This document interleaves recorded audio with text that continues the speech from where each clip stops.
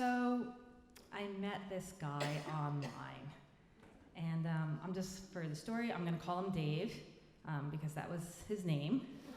And things seemed to be going really well, but then when we were only dating for 3 weeks, Dave kinda invited himself on my vacation.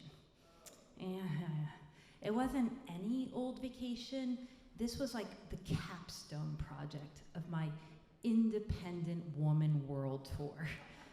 You see, many years earlier, I had married my college boyfriend, and almost immediately we had 3 kids, boom, boom, boom, and then we split up because we were a cliche, and as a result of being this very young wife and mom, I had never really spent any time as an adult alone and had never gone anywhere by myself. And I was terrified of this. So I started with baby steps. I went to dinner by myself. I went to the movies. And the more time I spent by myself, the more I loved it. All I wanted was to live this autonomous life. And I was often reminded of this bumper sticker I would see as a kid, and it always perplexed me. It said, "A woman needs a man like a fish needs a bicycle." And you guys remember that? And so I was like on eBay trying to find that bumper sticker. And so I was coming up on the year anniversary of my trip, and I wanted to do something big to commemorate this, but I'm not like a bucket list person, so I didn't have like any idea of where I should go.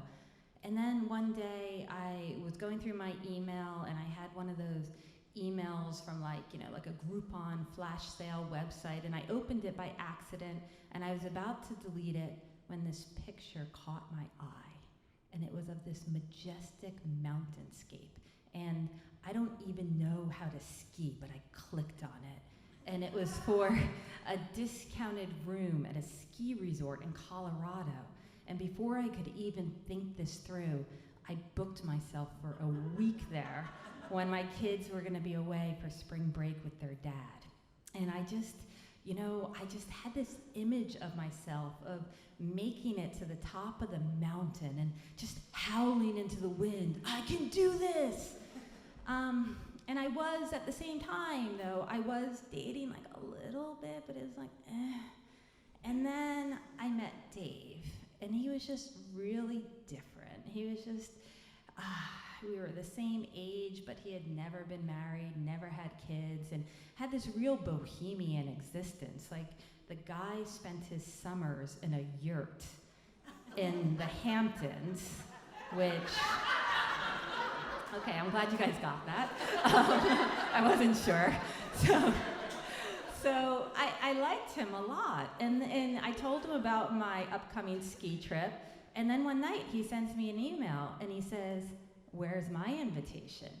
And I didn't know if he was being serious. And if he was being serious, like, did I really want him infringing on my independent woman world tour capstone project? So this was like a hard decision. Like, did I want to howl into the wind, or did I want to have sex?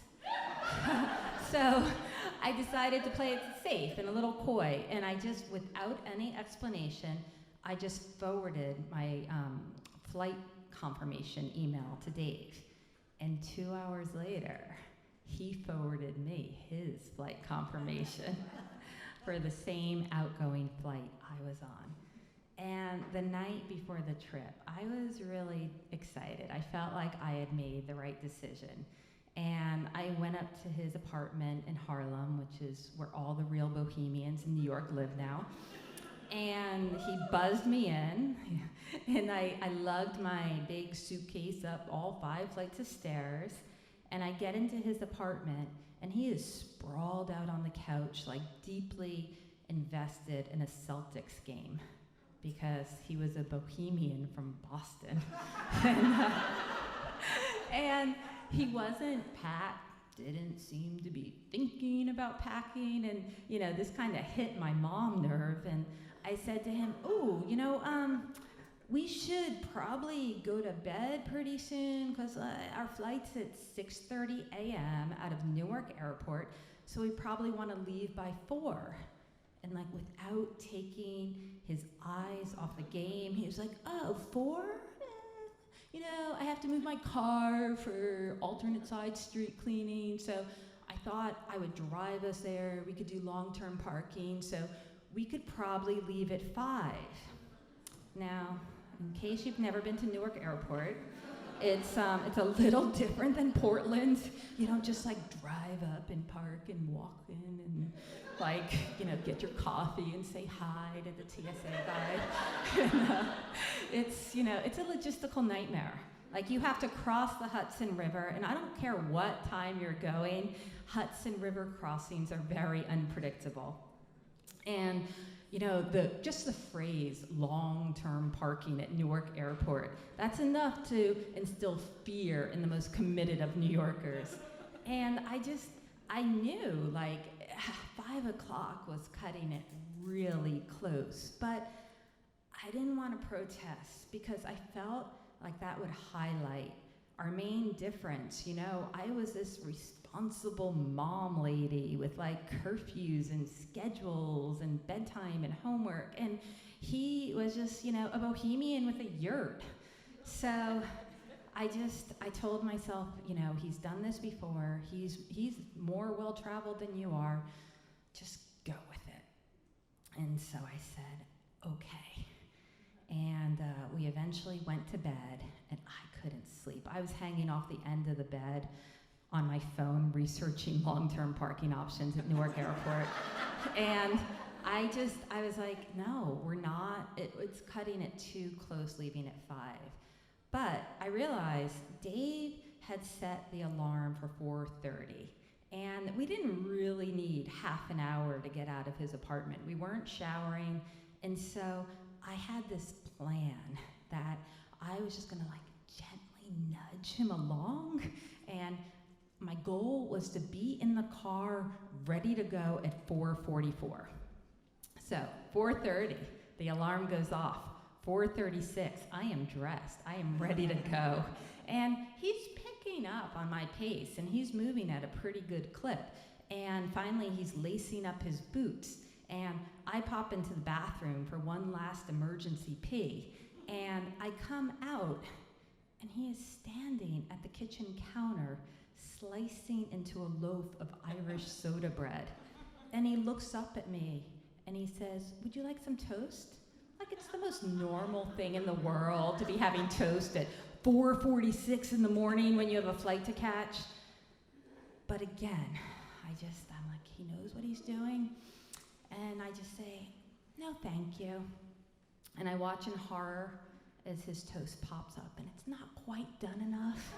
So he pops it back down, and it pops up again, and he like meticulously butters every single nook and cranny of that toast. And then he hand washes his knife because Bohemians don't have dishwashers. And then he reaches for a plate. And something in me just broke. I was like, I am so tired of being a competent woman living in a sea of fragile egoed males. And I just screamed at him, can you take that to go? And just all of a sudden, all the sexiness in our relationship just whoosh. And he saw me for my true self. And we got in the car, and it was awful. He was driving in the left-hand lane when we had to make right turns. He had the NPR on so loud, and you know, I'm not gonna disparage NPR on this stage, but Razia Iqbal at 5 o'clock in the morning is just not comforting. And we missed our flight. We parked the car, and we ran up to the sky cap with our bags, and he laughed in our face because that's what they do at Newark Airport. And we went inside to go stand by for the next flight, and the next, and the next. And we waited 13 13 hours at Newark Airport for a flight. And most of that time was spent in a Johnny Rockets. And I am here to tell you, or perhaps warn you, that if you spend 13 hours and have 3 meals with someone in a Johnny Rockets, you may unlock a portal to everlasting commitment, because Dave and I are still together. We are married, and we have a child, and fortunately, a love of the Celtics and toast is not mutually exclusive from being a good spouse and parent. And what I learned is that the one thing I was kind of overlooking in my independent world tour was that I learned how to be on my own. Like, I'm fine with that. That's great. But what I had to learn was how to be independent in a relationship and how to speak up when I knew I was right, which is kind of most of the time. And just how to not worry about how I'm perceived, but about how we could get through things better with my worldly advice. So that's it. So thank you very much.